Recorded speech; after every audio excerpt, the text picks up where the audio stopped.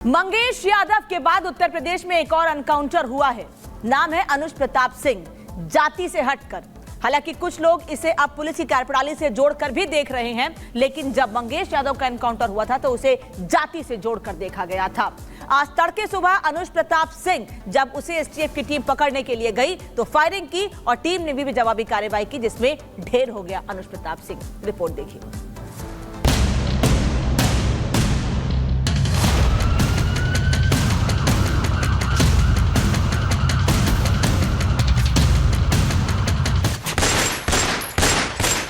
न जात न पात,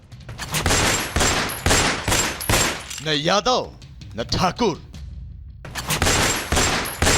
बाबा के राज में जैसा अपराध वैसा हिसाब। जो मंगेश का हाल वह इस सुल्तानपुर लूटकांड के तीसरे आरोपी अनुज प्रताप सिंह का अंजाम। उन्नाव क्षेत्र में मुठभेड़ हुई, जिसमें एक बदमाश घायल हुआ और दूसरा मौके का फायदा उठाकर भागने में सफल हो गया।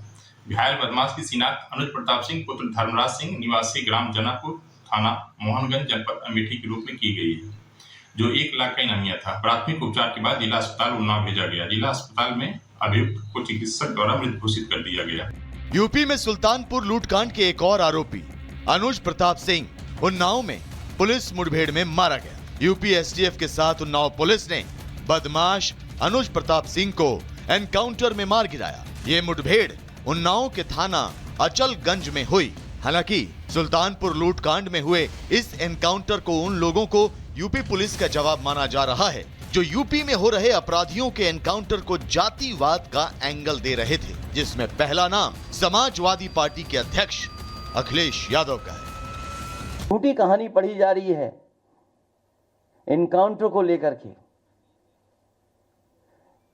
कोई ऐसा व्यक्ति नहीं है जो न जानता हो कि भारतीय जनता पार्टी की सरकार में झूठे एनकाउंटर हो रहे हैं, हत्या की जा रही है। जो मंगेश यादव की हत्या हुई है, गांव से लेकर के आसपास के लोग जानते हैं कि पुलिस रात में आई थी, उठा ले गई। और आप देखते होंगे जब उनके किसी एक माफिया शागिर्द को, किसी डकैत को जो पुलिस मुठभेड़ में मारा जाता है, जब मारा जाता है तो इनकी दुखती हुई नस पर जैसे पुलिस ने उंगली रख दी हो, तब ये चिल्लाने लगते हैं। हालांकि सुल्तानपुर लूटकांड के तीसरे आरोपी के एनकाउंटर के बाद मुठभेड़ को जाति का एंगल दे रहे जुबान पर ताला लगेगा या नहीं, इस बारे में तो फिलहाल नहीं कहा जा सकता। लेकिन इस एनकाउंटर को लेकर जो खबर सामने आ रही है उसके मुताबिक यूपी एसटीएफ के साथ उन्नाव पुलिस ने पहले बदमाश अनुज प्रताप सिंह को सरेंडर करने का मौका भी दिया था, लेकिन आरोपी अनुज प्रताप सिंह ने पुलिस पर फायरिंग कर दी, जिसके बाद यूपी एसटीएफ की तरफ से जवाबी फायरिंग की गई, जिसमें बदमाश अनुज प्रताप सिंह गोली लगने से घायल हो गया, जबकि अनुज का साथी पुलिस को चकमा देकर भाग निकला। वहीं एनकाउंटर की जानकारी जैसे ही इलाके में फैली, वहां भीड़ लग गई, जिसके बाद पुलिस अनुज प्रताप सिंह को लेकर फौरन जिला अस्पताल पहुंची, जहां डॉक्टरों ने उसे मृत घोषित कर दिया। बताया जा रहा है कि आरोपी अनुज प्रताप सिंह अमेठी के जनापुर गांव का रहने वाला था और वो भी 28 अगस्त को सुल्तानपुर में हुए ज्वेलरी शॉप लूटकांड में शामिल था। इस कड़ी में हमारी टीम मृतक अनुज के घर भी उनका पक्ष जानने पहुंची। अनुज प्रताप सिंह मेरा लड़का था, उसका सूरत में सिर्फ एक ही केस था और बाकी सुल्तानपुर में नाम था। पुलिस ने उसको इनकाउंटर करके मृत घोषित कर दिया। हम लोगों को कोई भी जानकारी है इस विषय में नहीं। चलो, अखिलेश यादव जी का इच्छा तो पूरी हो गई, कम से कम ठाकुरों का इनकाउंटर करके उनकी इच्छा की पूर्ति तो हो गई। ठाकुर का भी इनकाउंटर हो गया। जिसके पास 35-40 केस है उनका इनकाउंटर नहीं हो रहा, जिसके पास 1-2 केस है उनका इनकाउंटर किया जा रहा है। वहीं इस इनकाउंटर के बाद अब बीजेपी भी खुलकर सामने आ गई। बीजेपी का कहना है कि यूपी पुलिस अपराधियों का हिसाब करने में कोई जाति धर्म का चश्मा नहीं लगाती। अपराधियों, माफियाओं और आतंकियों पर कार्रवाई करती है तो जाति और धर्म का चश्मा नहीं चढ़ाती है, बल्कि अपराधी को दंड मिले इसके लिए काम करती है। हाँ, उत्तर प्रदेश में पूर्व मुख्यमंत्री समाजवादी पार्टी के राष्ट्रीय अध्यक्ष अखिलेश यादव जो अपराधियों और माफियाओं के संरक्षण करता है, वो जरूर जाति धर्म का चश्मा लगाकर अपराधियों को संरक्षण देते हैं। यहाँ तक बलात्कारियों की भी मदद करते हैं। हालांकि सुल्तानपुर ज्वेलरी शॉप लूटकांड के तीसरे आरोपी के एनकाउंटर के बाद अभी तक सपा अध्यक्ष का कोई रिएक्शन नहीं आया है, लेकिन इस मामले में सपा नेता सुनील सिंह यादव ने एक बार फिर गुणा गणित का छौंक जोड़कर यह जता दिया है कि सपा इस मुद्दे पर राजनीति करने से पीछे नहीं हटने वाली। बहरहाल सियासत अपनी जगह है, लेकिन सुल्तानपुर लूटकांड में हुआ यह तीसरा एनकाउंटर इस केस में फरार चल रहे बाकी आरोपियों के लिए सीधी चेतावनी है, क्योंकि इस केस में अब तक 9 बदमाशों को गिरफ्तार किया जा चुका है, जबकि 3 बदमाशों का एनकाउंटर हो चुका है। ऐसे में यूपी पुलिस का संदेश साफ है, यूपी में रहना है तो अपराध से तौबा करना होगा, वरना बाबा की पुलिस की गोली यादव ठाकुर में फर्क नहीं करती। Bureau report, Republic Bharat. और अब सवाल है कि आखिर अनुज उत्तर प्रदेश पुलिस और एसटीएफ के टारगेट पर क्यों था? उसका सुल्तानपुर लूटकांड से आखिर कनेक्शन क्या था, ये आपको समझा देते हैं, क्योंकि इस पर कई सवाल पूछे जा रहे हैं। अनुज सुल्तानपुर कांड का आरोपी था और उस वीडियो में जो सीसीटीवी सामने है, इसमें साफ उसे देखा जा सकता है। मंगेश के साथ ज्वेलरी दुकान में ये घुसा था, हथियार लेकर सबसे पहले अनुज ही उस दुकान के अंदर घुसा था जहां लूटपाट की वारदात को अंजाम दिया गया है। अनुज ने पिस्टल के दम पर पहले लोगों को धमकाया, हल्की मारपीट की उनके साथ, फिर 2 करोड़ रुपए की लूट को अंजाम देकर वहां से फरार हो गए। गिरोह के सरगना विपिन का करीबी था अनुज। गुजरात डकैती में भी शामिल था अनुज, यानी कोई पहला मामला नहीं था ये। इसके पहले भी अलग अलग जगहों पर डकैती की वारदात को अनुज अंजाम दे चुका था, लेकिन उसके बाद भी अनुज को बचाने के लिए और अनुज खुद बचने के लिए कोशिशें कर रहा था। आज उसके परिवार वाले एनकाउंटर पर सवाल खड़े कर रहे हैं, लेकिन ये साफ है जो प्रदेश का माहौल खराब करेगा उसे बख्शा नहीं जाएगा। अब उन्नाव में जिस जगह अनुज प्रताप सिंह का एनकाउंटर हुआ है, वहां पर क्या स्थिति है, वो कौन सी जगह है जहां पर टारगेट किया गया अनुज को और मारा गया उसे? रिपोर्टर के हमारे सहयोगी की रिपोर्ट देखिए। सुल्तानपुर लूटकांड में आज एसटीएफ ने एक और एनकाउंटर किया है। इस पूरे मामले में जिस जगह पर एनकाउंटर हुआ, इस नौवस्ता गांव के लोगों से हम बात करेंगे। ये जानकारी आप लोगों को कब हुई एनकाउंटर की? सुबह 7 बजे करीब। क्या आप लोग यहाँ पहुंचे तो क्या देखा आपने? पुलिस लगी थी, रास्ता ब्लॉक था, आने नहीं दे रहे थे इधर। कितने बजे तक ये सब रहा, बंद रहा रास्ता? 7 साढ़े 7 बजे तक, उसके बाद क्लियर कर दिया। कुछ जानकारी आप लोगों ने पूछी नहीं पुलिस से, हुआ क्या है, गाँव का रास्ता बंद है? आने नहीं दे रहे हैं तो किससे पूछे? उधर को उधर रोक दिया, इधर की इधर रोक दिया, किसी को आने दे रहे हैं, जाने दे रहे हैं। किसी को जान रहे हैं आप जिसका एनकाउंटर हुआ? कभी दिखा? नहीं नहीं नहीं नहीं। जान रहे हो? नया लड़का था, कभी मिला हो, बात किया? नहीं नहीं हमें नहीं। आप में से कोई जान रहा है उस लड़के को जिसका एनकाउंटर हुआ? नहीं नहीं। अभी एनकाउंटर हुआ है, इससे क्या मैसेज जा रहा है? हाँ, कुछ आप बता रहे थे। सुल्तानपुर का रहने वाला है, यहाँ किसी क्या मालूम कहाँ। अच्छा, अभी एनकाउंटर हुआ है, बड़े सवाल इसको लेकर अखिलेश यादव करते दिखे पिछले दिनों एनकाउंटर को लेकर। आप इस एनकाउंटर को लेकर क्या कहें? वो सब राजनीतिज्ञ कुछ भी कह सकते हैं, लेकिन आरोपी था तो आरोपी मारा गया, वो अच्छा हुआ।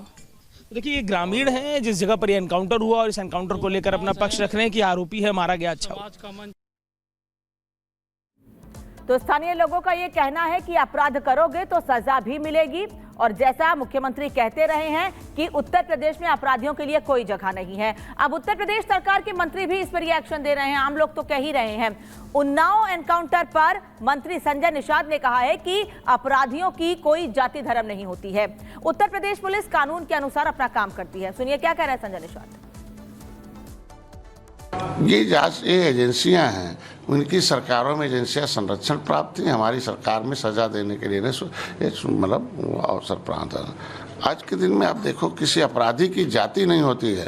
हाँ, अगर अपराधी की जाति बताकर उसे आप सुरक्षित करते हैं, इसके मतलब आपने अपराधियों को ही अपने यहाँ भर्ती कर रखा, अपराधियों के सहारे ही सत्ता प्राप्त करते थे। अब अपराधी खत्म हो रहे हैं, इसके मतलब आपकी सत्ता और राजनीति खत्म हो रही है। तो मंत्री कह रहे हैं सरकार में कि अपराधी खत्म हो रहे हैं, जाति धर्म देख के कार्रवाई नहीं होती है। लेकिन अब अनुज प्रताप सिंह के परिवार से भी बयान आ रहे हैं। अनुज प्रताप सिंह की बहन अमीषा ने एनकाउंटर पर सवाल खड़े किए हैं। अनुज की बहन ने कहा है कि वारदात में शामिल सभी लोगों का एनकाउंटर होना चाहिए। आज ये सुनने के बाद जैसे लग रहा है कि लोगों के जमीन पर से एकदम चक गई हो। जो कानून है उनको ऐसा नहीं करना चाहिए। और वो मिल गए थे, झूठी दिखा रहे हैं कि फायरिंग हुई, मुठभेड़ हुआ। कोई छिप रहा है डर कि हमारा एनकाउंटर ना हो जाए, तो ये झूठा हुआ क्यों फैला रहे हैं कि फायरिंग हुई, मुठभेड़ हुआ, कुछ नहीं हुआ। उसमें फिर पुलिस को भी मारना चाहिए था ना, पुलिस एनकाउंटर क्यों नहीं हुआ?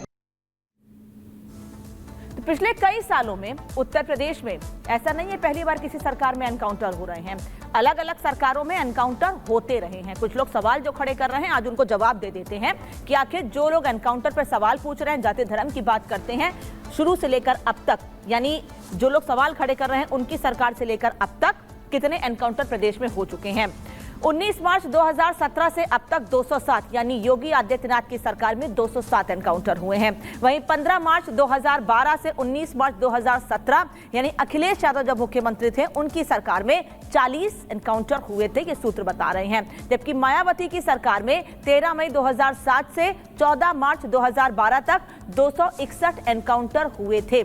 यह एनकाउंटर का उत्तर प्रदेश में आंकड़ा है। वहीं मुलायम सिंह यादव, जब मुलायम सिंह यादव खुद मुख्यमंत्री थे, यानी समाजवादी पार्टी की ही सरकार थी, उनकी सरकार में 29 अगस्त 2003 से 13 मई 2007 तक 499 एनकाउंटर हुए, यानी सबसे ज्यादा एनकाउंटर मुलायम सिंह यादव की सरकार में हुए, लेकिन उस पर कोई सवाल नहीं पूछेगा। लेकिन आज जब एनकाउंटर हो रहे हैं, उत्तर प्रदेश के मुख्यमंत्री अपराध मुक्त उत्तर प्रदेश की बात करते हैं तो सवाल पूछ रहे हैं, क्योंकि वो लोग सवाल पूछ रहे हैं जिनको अपनी सियासी जमीन खिसकने का डर है, जो उत्तर प्रदेश के अच्छे माहौल से डरे हुए हैं। ये बीजेपी के नेता आरोप लगा रहे हैं। वहीं इस बीच उत्तर प्रदेश के मुख्यमंत्री योगी आदित्यनाथ भी इशारों में सपा को जवाब देते हुए दिखे हैं। सोशल मीडिया एक्स पर उन्होंने ट्वीट किया है, उन्होंने जवाब दिया है उन लोगों को जिन्होंने एनकाउंटर पर सवाल खड़े किए हैं। उन्होंने रामधारी सिंह दिनकर की एक कविता के जरिए जवाब दिया है और ये बताया है कि वो लोग जो जाति का रोना रोते रहते हैं, जो जाति पर सवाल खड़े करते हैं, उनको कैसे उत्तर प्रदेश की सरकार जवाब दे रही है।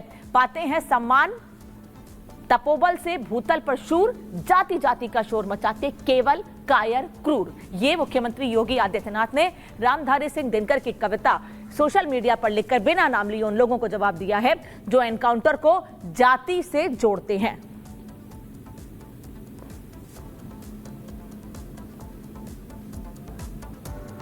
और आरोप सियासी हैं तो ऐसे में हिसाब भी जरूरी है। ऐसा हम क्यों कह रहे हैं ये आपको बता दे रहे हैं। हालांकि हिसाब सभी अपराधियों का उत्तर प्रदेश में हो रहा है, ये लगातार देखा जा रहा है और सरकार भी ये दावा करती रही है। एनकाउंटर के सवाल पर एसटीएफ ने साफ जवाब दिया है। उत्तर प्रदेश एसटीएफ ने आंकड़े जारी कर दिए हैं और 7 साल में 49 अपराधी ढेर किए गए हैं। ये साफ बता दिया है उनको जवाब जो सवाल पूछ रहे हैं। 7,000 से ज्यादा अपराधी अब तक दबोचे गए हैं। 560 से ज्यादा अपराधी डाले गए हैं। 3,970 संगठित अपराधी अब तक दबोचे गए हैं, यानी कि पकड़े भी गए हैं। लेकिन वो लोग जो पुलिस पर फायरिंग करते हैं